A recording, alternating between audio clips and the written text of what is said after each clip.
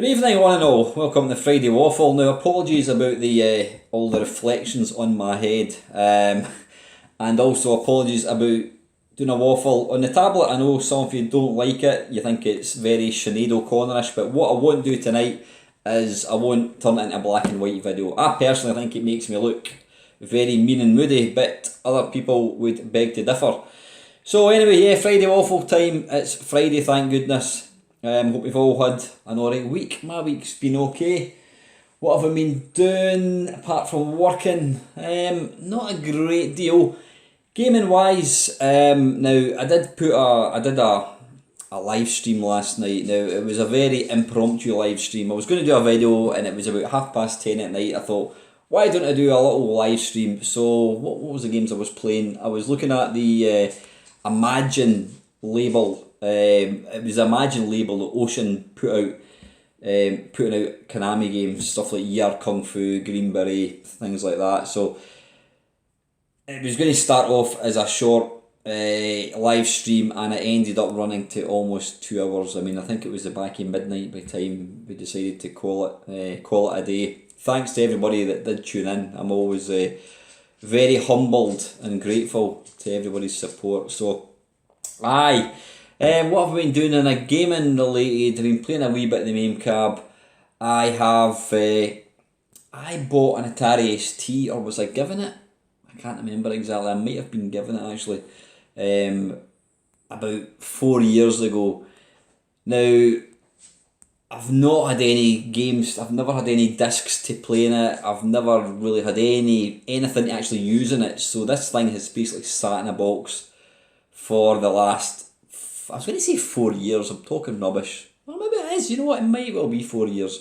And it's just basically been lying largely unused. Now, one of my pals decided to buy himself an Atari ST. I've got a 1040, by the way, STFM.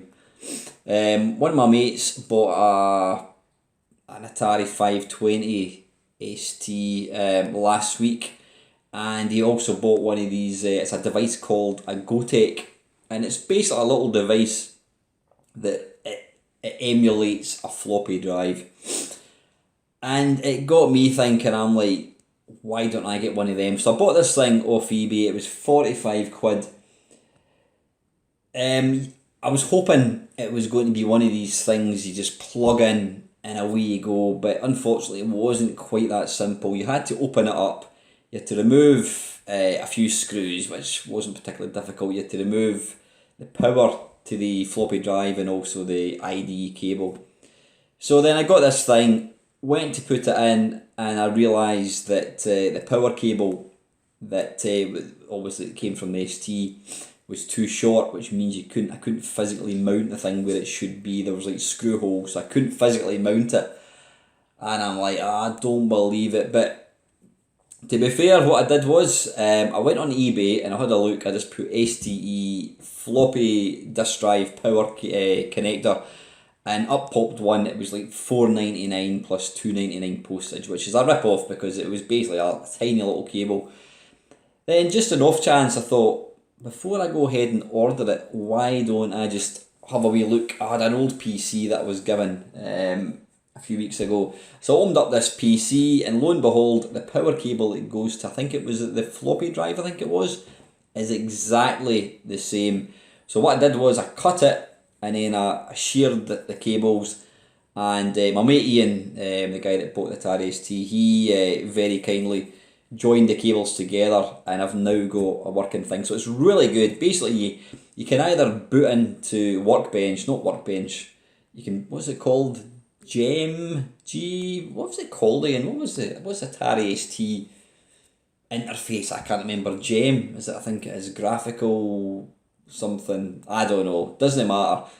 You can either boot into that, or else you can insert like a virtual floppy disk, and then it'll just load it up. So I was playing Atari ST the other night there. I've got it connected to my CRT telly, and I've got to say it just looks amazing. I've got, what's it called?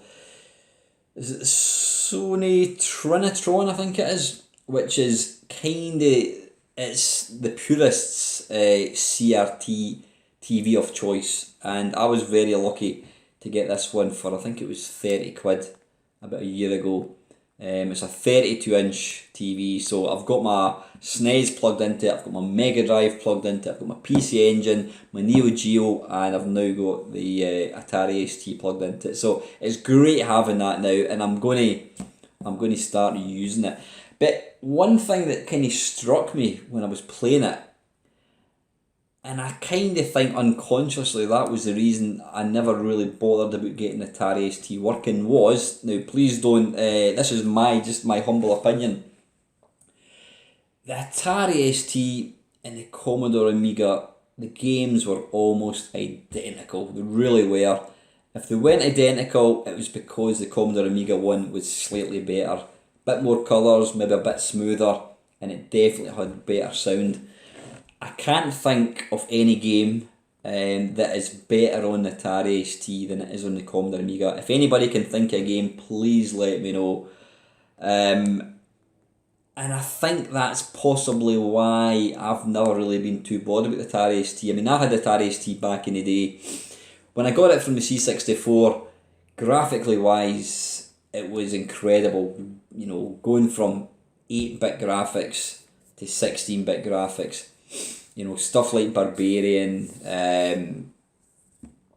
various games, they just looked amazing. I mean, the one game that blew me away, which sadly I can't get working on the GoTech, was Arkanoid.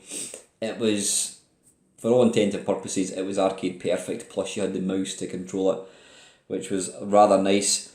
But yeah, so I had the Atari ST. I went from the Commodore 64 to the Atari ST, but the thing was, the sound on the Atari ST, to my mind, wasn't as good as the Commodore 64. And that was a bit of a kick in the stones, to be honest. Going, you know, upgrading, and then the computer you get has got lesser sound than the one you've just got rid of. So that was a bit of a sore one for me. Obviously, as things moved on, they started to digitise sound, so, you know, you weren't really relying on the Atari ST chip for music, it was digitised. But when I eventually had enough money, I upgraded to the Commodore Amiga, traded my Atari ST in, and I had to pay, I think it was a couple £100 or something for the Amiga. And yeah, everything was just that bit better. The graphics were a bit better, the colours were better, the sound was better, it played that bit better. So here's a question to everybody. Why, given that if you have a Commodore Amiga like I've got, with the CF card, why would you want to get an Atari ST? Now, I'm genuinely interested to know, am I kind of barking up the wrong tree here? Am I being unfair to the Atari ST? The Atari ST was a great computer, but the point I'm trying to make is the Commodore Amiga had all the games Atari ST had, but they were just that bit better. So is there any reason for wanting to own an Atari ST when you've got the Commodore Amiga? I don't know.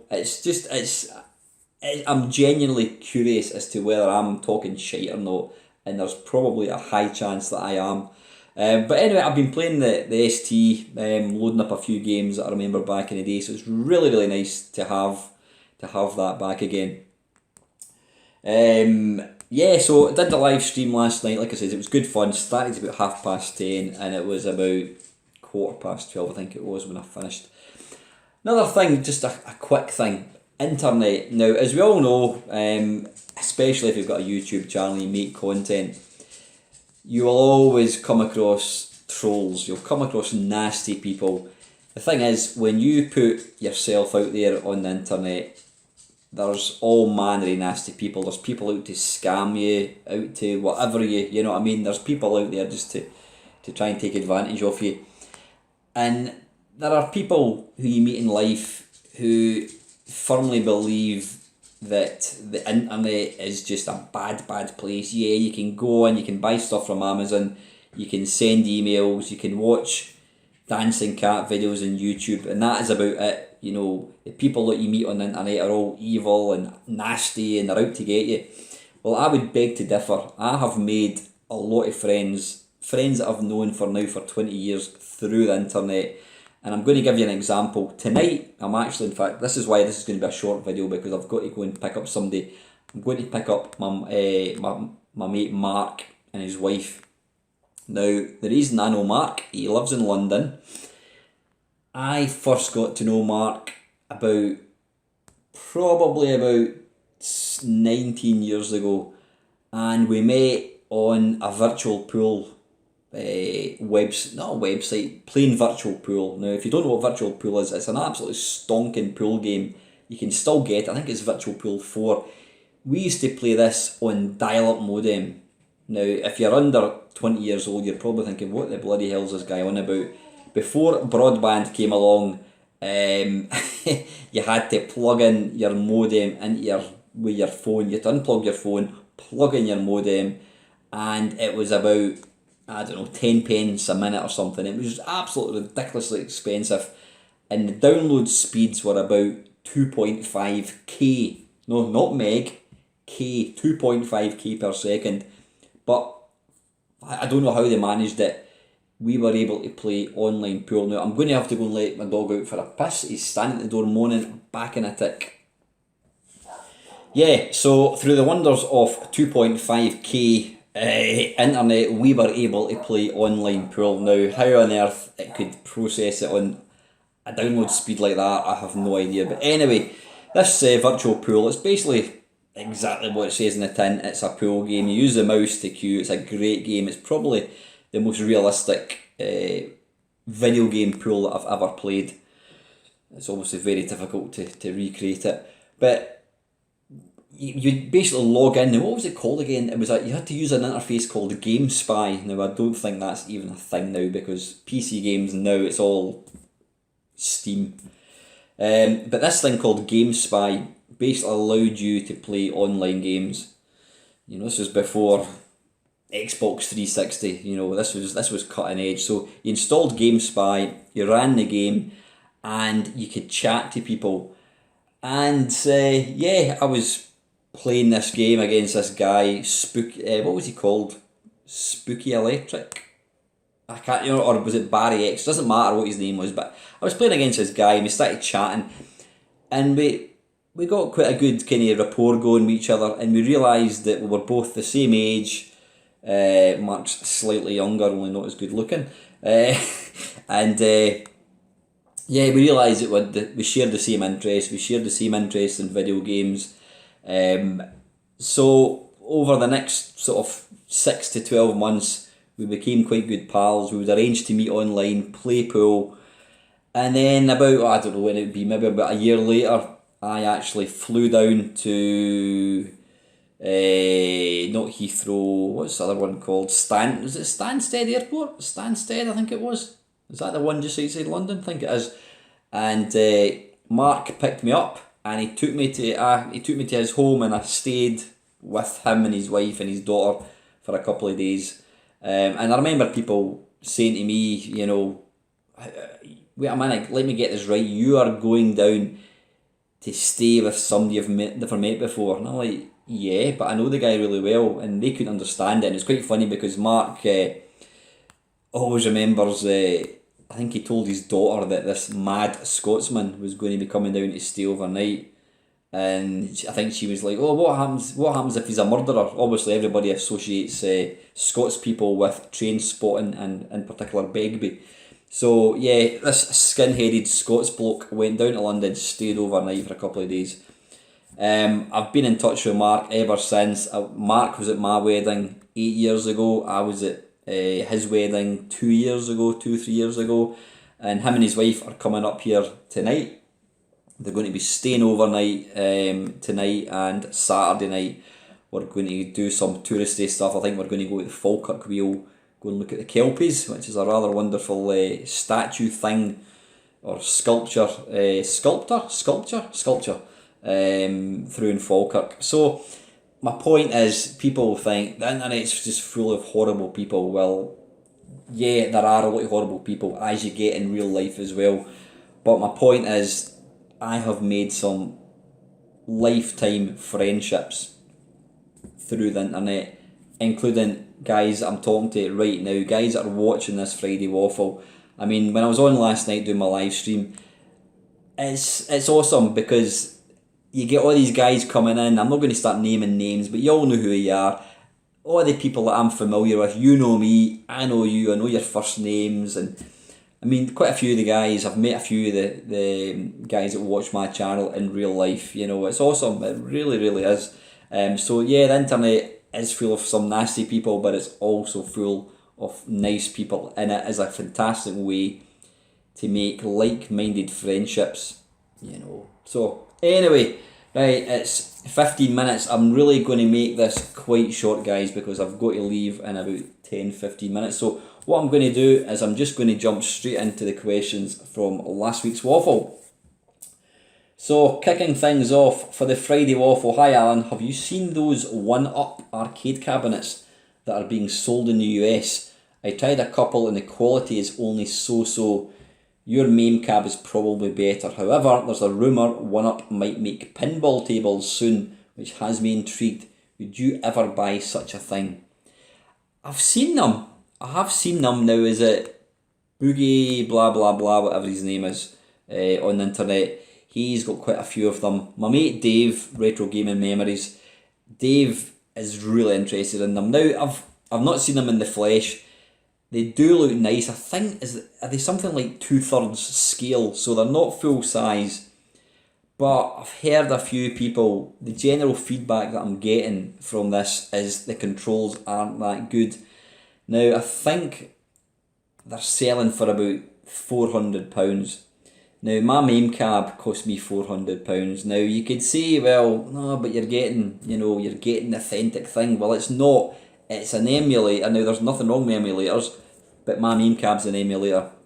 It's also not full size, and the controls are a bit iffy. So given I've got a cracking MAME cab with perfect controls, with all the games, I'm not sure. The only one game that I've heard about, and it only became kind of public knowledge a couple of days ago, is apparently Star Wars is going to be coming out. And I can imagine that will fly off the shelves, because the thing about Star Wars is, as we all know, it's the yoke controller.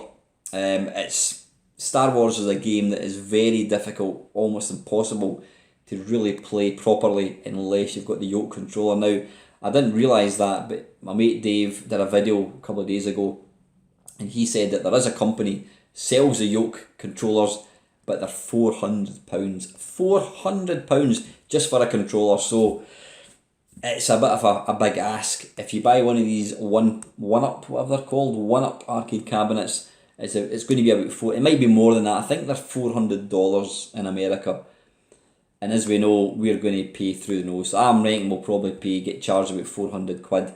That's a lot of money for something. Now, if it was going to be perfect arcade controls, then I would maybe be slightly tempted to, if they brought out a Berserk, for example, or a Robotron, I would be all over it. But if it's not good controls, then £400's a lot of money. So I think, Kevin, to answer your question, I think I will watch this space. Regards pinball tables, I've never been a fan of pinball. The last few times I've had an opportunity to play them, I mean, I was at Play Glasgow last week. I did want to have a shot at the pinball tables, but people were always on them, so I never actually bothered. But my mate Ian's got a Star Trek The Next Generation, and I did have a shot of it. And pinball is a lot of fun, but like arcade cabinets, probably more so, they're more expensive, they're huge, they take up a lot of space, and they also require a lot of maintenance as well. So I don't know, I think to answer your question, Kev, I think it'll be a question I'll just see what the feedback is. I'll watch videos. If somebody says they're the best thing ever, then I might think about it, because I mean it would go quite nicely over there in my dining room next to my MAME cab. So secondly, from Kev, I just saw a picture from E3 of a 1-up arcade Star Wars machine, the old Atari unit with the yoke controller. How about that? Well, I've just answered that, Kev. I would, if it's as good as arcade, then I might be tempted. So I've kind of answered that one. And finally, also E3, a bunch of PS2 games were announced. Seriously? Bloody hell. Were announced to be released by Limited Run Games for the right, okay, sorry. I need to read the full question before I start jumping to conclusions.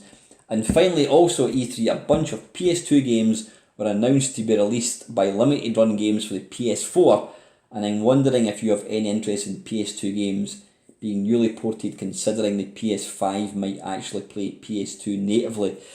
Yeah, you've kind of answered your own question there, Kev. I think, given that the PS5 may well play PS2 games, then I don't know. I'll be honest, PlayStation 2, apart from Gradius 5, I never ever play it. I don't have a huge amount of nostalgia for the system. It was. I mean, when the PS2 came along, I had the Xbox, I had the GameCube, I had the Dreamcast.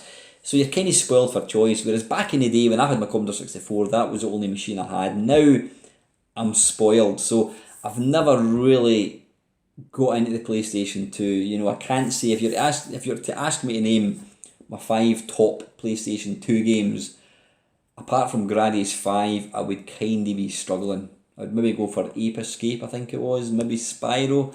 I don't know, but would I buy PlayStation 2 games for the PS4? Probably not. I mean, I've got a PlayStation 2 upstairs. It's got the whatever it is. It's like a hacked memory card thing, and I've got the hard disk. It's got about an 800 gig hard disk in it, so I've got games installed in it. But I don't think I'll bother with that, Kev. But listen, mate, thanks for your questions as always. Next up, Mr. Sane Swiftos Silios. I have a question for your next waffle, but I can't be arsed asking it. Right, Whitebeard the Drunken Pirate. Question for your next waffle. What is the worst arcade game you've ever played in MAME? Blimey.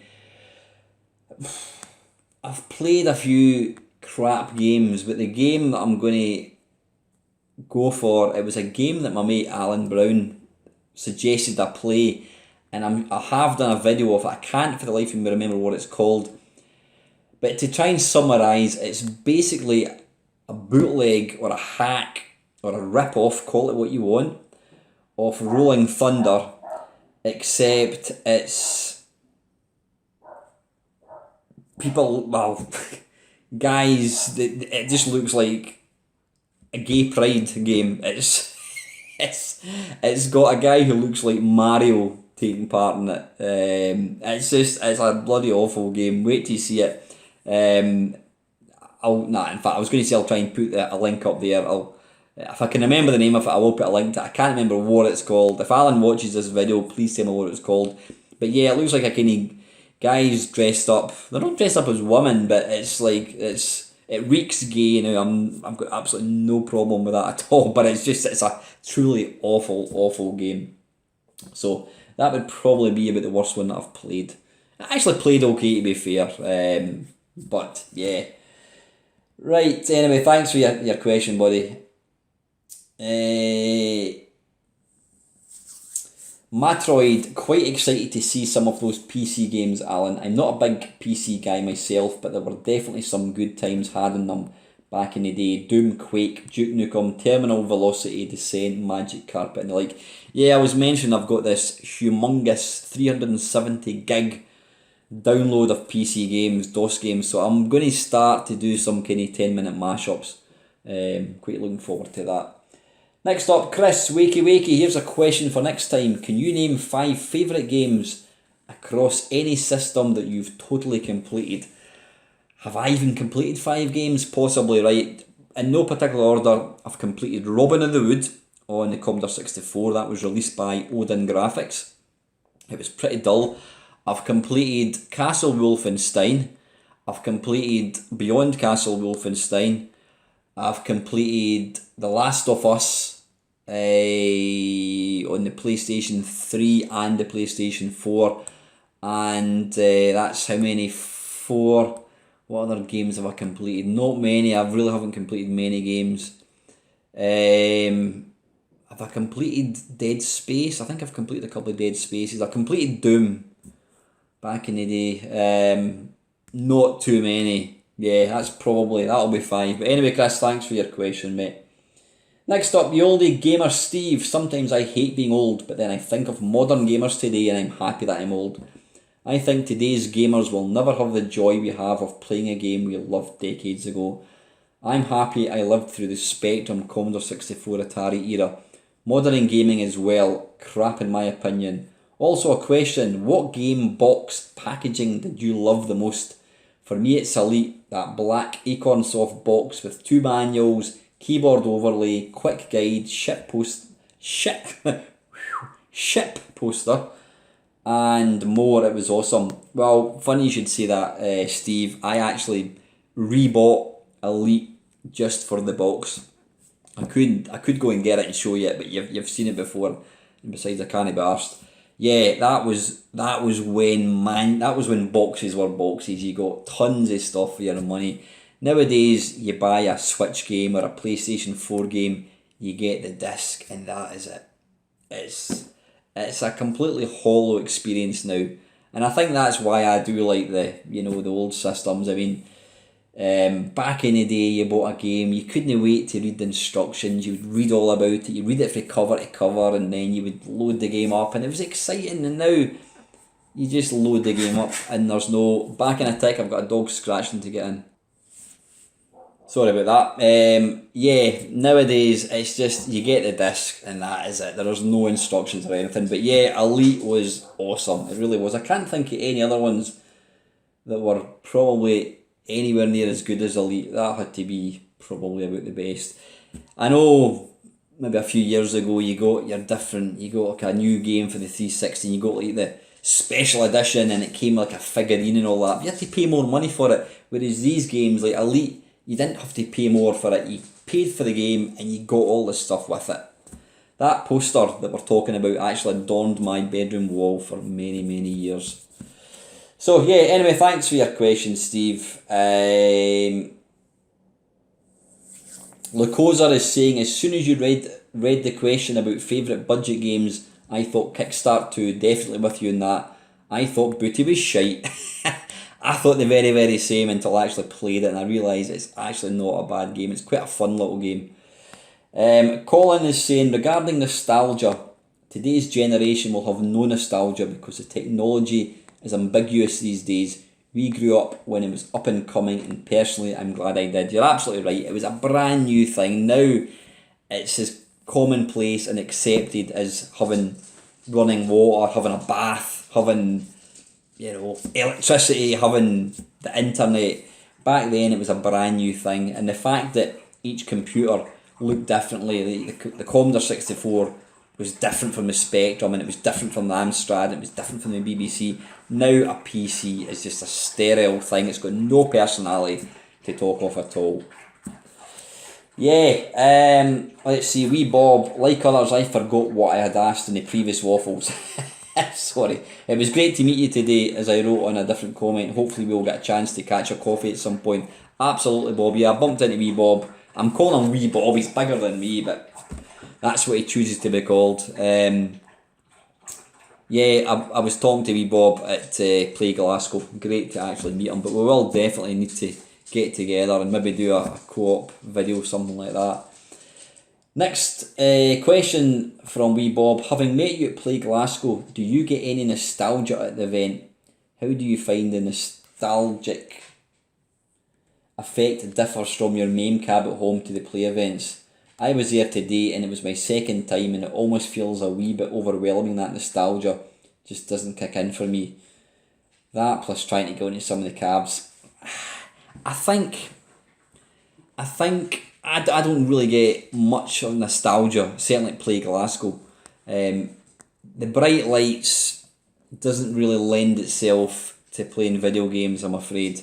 I think I'm possibly getting quite spoiled as well. I've got access to all the arcade games on my MAME cab. I've got all the different machines. I mean, I was wandering around, there was all these different old machines, and I didn't play any of them. Well, I played the Neon Tempest. And the reason I didn't play them was because I've got them all. So I think really the Play events, there's not a great deal there for me.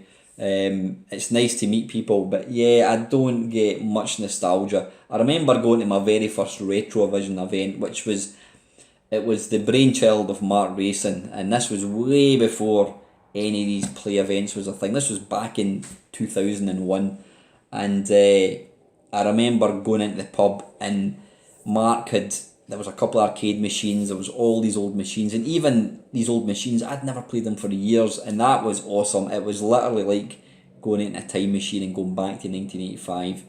I've never felt that wave of nostalgia with video games as I did back then, but that was absolutely awesome. But I think the fact that I've got all the machines at home, Bob, I don't really get much, I don't know, nostalgia at all.